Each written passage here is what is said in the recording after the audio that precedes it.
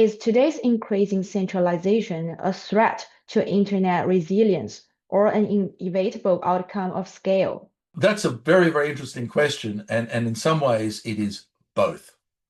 You see, if you wanted resilience by having a whole set of alternatives, that if something fails, there's always another, then you do that by making sure that no single player gets too big. And some markets actually do that in some ways, that there's always a competitive pressure so that no single player takes over and creates a monopoly and things distort and you get fragility. That's a standard sort of mechanism. But that has actually only happened on the internet because of just one thing. Moore's law, that doubling of the chip size every 2 years, reducing of cost, is a very, very harsh taskmaster. I buy a bunch of computers, a data center. I set up my service. You, my competitor, wait for 2 years and do the same thing. You're going to do it at half the cost that I have. Half the cost.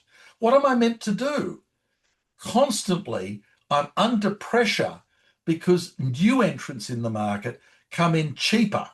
They might be smaller, but Moore's law has given them advantage that overcomes their smallness because their access to new technology gives them so much more efficient technology, they become cost competitive.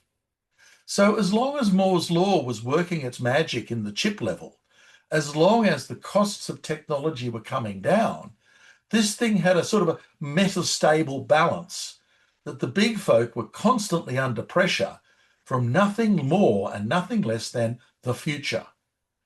And in order to secure their position, they had to constantly battle with new market entrants trying to refresh and upgrade their existing base.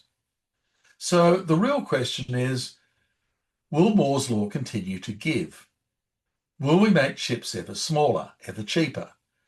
And the growing prospect now in 2026 is no. We're down at scales that are very close to atomic.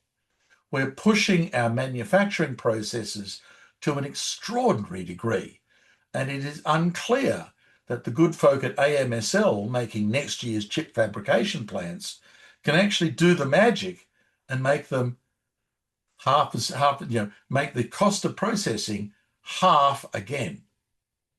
And if they can't, then all of a sudden the future is not at risk. Once you get to the point where Moore's law no longer functions, the giants remain giants. The future is not a competitive threat. And then you get the next phase, which is most of the downsides of a small number of very, very large players that dominate the world market. Right now, we know who they are.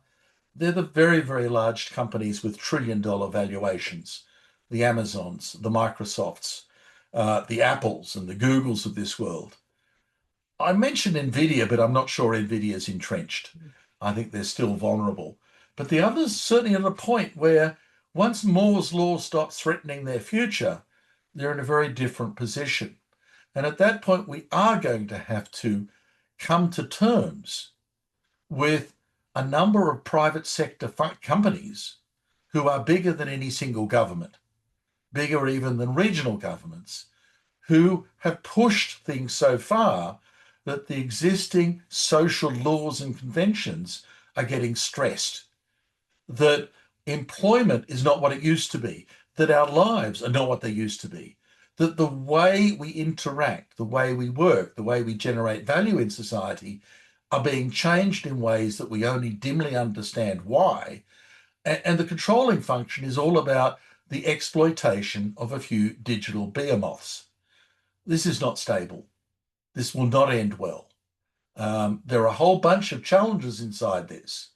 And it was actually a philosopher, a Canadian philosopher, John Ralston Saul, that said, never ever expect a private company to act in the public interest. It's not their job.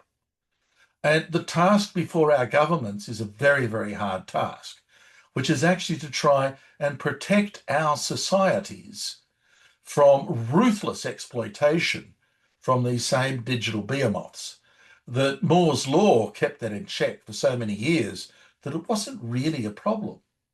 But I think now it is a problem, and it's going to demand the skill, the imagination, and I think the courage of governments to take that agenda on and advocate for the interests of us, the humans, inside this environment.